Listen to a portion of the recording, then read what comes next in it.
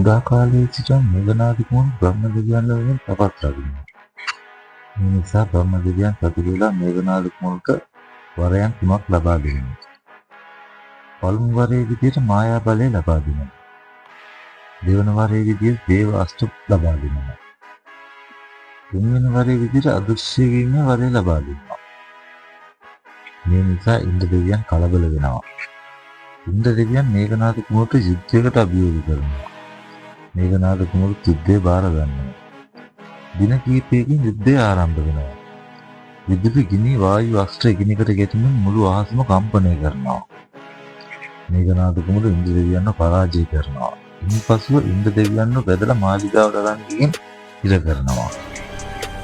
මේ නිසා සම්පූර්ණ දේව ලෝකයම වීථියකට පාට ගන්නවා.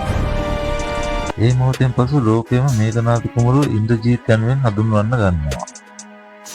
අවසානයේ ශිව දෙවියන්ගේ හා බ්‍රහ්ම දෙවියන්ගේ ඉල්ලීමකට ඉන්ද්‍රජීත් කුමරු ඉන්ද්‍ර දෙවියන්ව නිදහස් කරනවා.